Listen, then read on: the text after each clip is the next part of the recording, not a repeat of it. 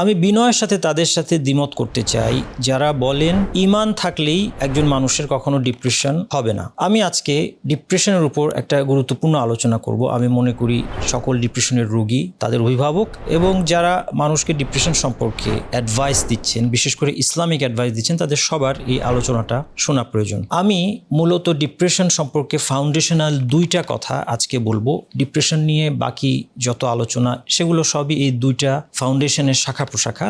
আমি এই জন্য সংক্ষেপে এই দুইটা পয়েন্টের উপর সীমাবদ্ধ থাকবো।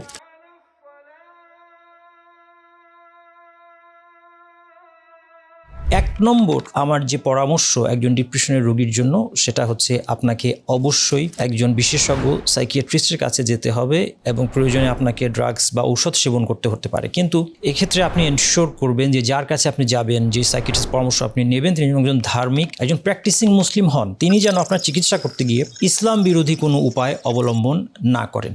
এই প্রসঙ্গে একটা বিষয় উল্লেখ্য যে ডিপ্রেশন বলতে মানুষ অনেক সময় বোঝে যে মন খারাপ হওয়া। স্বাভাবিকভাবে একজন মানুষের নানা কারণে মন খারাপ হয়, কিন্তু ডিপ্রেশন যে একটা অস্বাভাবিক অবস্থার নাম, যেটা কখনো রোগের পর্যায়ে পৌঁছায় এবং সেই পর্যায়ে পৌঁছালে সেটাকে ডিপ্রেশন বলা হয়, রোগ হিসেবে ডিপ্রেশন রোগ। এই জিনিসটা ধারণা না থাকায়, অর্থাৎ সাধারণ মন খারাপের সাথে ডিপ্রেশন রোগের যে পার্থক্য, এই ধারণা না থাকাতেই কিন্তু আজকে অনেক বক্তা এবং আলেমরা হয়তো বলছেন যে একজন মুমিনের কেন ডিপ্রেশন হবে। আমি বিনয়ের সাথে তাদেরকে বলবো যে আপনারা এই বিষয় নিয়ে আরো পড়াশোনা করে দেখবেন এবং কোনো বিষয় আসলে আমাদের জ্ঞান ছাড়া কথা বলা উচিত না। আলেমদের মধ্যেও কিন্তু একদল আছেন যারা এই বিষয়ে বলছেন যে না, অবশ্যই একজন সাইকিয়াট্রিস্টের কাছে, একজন ডক্টরের কাছে, বিশেষজ্ঞের কাছে তাকে যেতে হবে, তাকে চিকিৎসা নিতে হবে।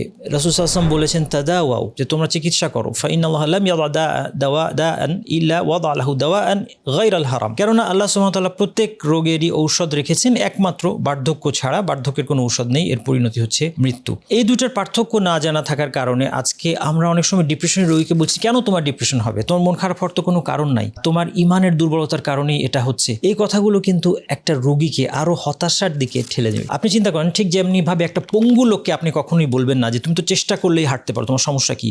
একটা অন্ধ লোককে কিন্তু আপনি বলবেন না যে তুমি চেষ্টা করলেই দেখতে পারো, তোমার তো কোনো সমস্যা নাই। এটা অমানবিক মনে হবে মানুষের কাছে। কিন্তু দুঃখের বিষয় হচ্ছে সমাজ এই ডিপ্রেশনকে যে একটা রোগ হিসেবে তারা এখনো চিহ্নিত করতে পারছে না তাদের জ্ঞানের অভাবে। ফলে ডিপ্রেশন রোগী তারা বলছে তুমি চাইলেই তোমার যে মন খারাপ লাগছে এটা দূর করে ফেলতে পারো। এটা তাকে আরো হতাশার দিকে ঠেলে দেওয়া হয়। সে মনে করছে যে আমার ঈমান নাই, আমার এখান থেকে বাঁচার কোনো উপায় নাই, আমি পৃথিবীতেও ডিপ্রেশনের মধ্যে থাকবো, হয়তো মৃত্যুর পর জীবনেও জাহান্নামী হবো। একটা মানুষকে এভাবে হতাশার দিকে ঠেলে দেওয়ার চেয়ে খারাপ কিন্তু কোনো কিছু হতে পারে না।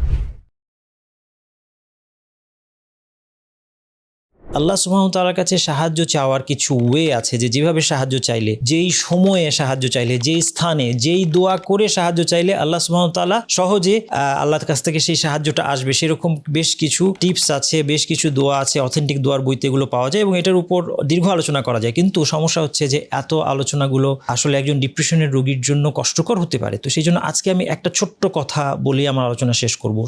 সেটা হচ্ছে যে আপনি যদি ডিপ্রেশনের রোগী হয়ে থাকেন এবং আপনার অবস্থা যদি এতটাই খারাপ হয় যে আপনার হয়তো বা এই যে দোয়াগুলো আপনি শিখবেন, কিভাবে করতে হবে, কোন সময় করতে হবে, এগুলো মেনে আপনি দোয়াটা করবেন, সেই স্টেমিনাও হয়তো আপনার নাই, সেই ক্ষেত্রে আমি আপনাকে বলবো যে হতাশ হবেন না। আপনি যেই অবস্থায় আছেন, শোয়া বসা যেই অবস্থায় হোক, মুখ নেড়ে শুধুমাত্র এতটুকু অন্তর থেকে বলার চেষ্টা করুন যে আল্লাহ, আপনি আমাকে এই রোগটা দিয়েছেন, আপনি ভালো জানেন কেন, এটা আপনার সিদ্ধান্ত, আপনার সিদ্ধান্ত নিয়ে আমার কোনো কোশ্চেন নাই, কিন্তু আমার জন্য আমার এই রোগটাকে আপনি দূর করে নেন, আপনি সব কিছুর উপর ক্ষমতাবান, আমার রোগটাকে আপনি দূর করে আমাকে সম্পূর্ণ সুস্থ করে দেন। এই ছোট্ট কথাগুলো বলার মাধ্যমে আপনি যেভাবে যে অবস্থাতেই থাকেন না কেন, আপনার ওযু থাকুক না থাকুক, আপনি পবিত্র থাকেন না থাকেন, এগুলো কোনো কিছু ম্যাটার করে না। আল্লাহর কাছে চাওয়ার ক্ষেত্রে আল্লাহ সুবহানাহু ওয়া তাআলা আমাদেরকে এতটাই সরাসরি কানেকশন দিয়ে দিয়েছেন তার সাথে, যে যখন খুশি, যে অবস্থায় খুশি ডেকে আমি আল্লাহকে বলতে পারি আল্লাহ আমাকে আপনি সাহায্য করেন। এই দ্বিতীয় কাজটা আপনি অবশ্যই করবেন সাইকিয়াট্রিস্টের কাছে যাওয়ার পাশাপাশি, তাহলে আপনার ইমপ্রুভমেন্ট, আমি এতটুকু গ্যারান্টি দিতে পারি, আপনার ইমপ্রুভমেন্ট শুরু হবে।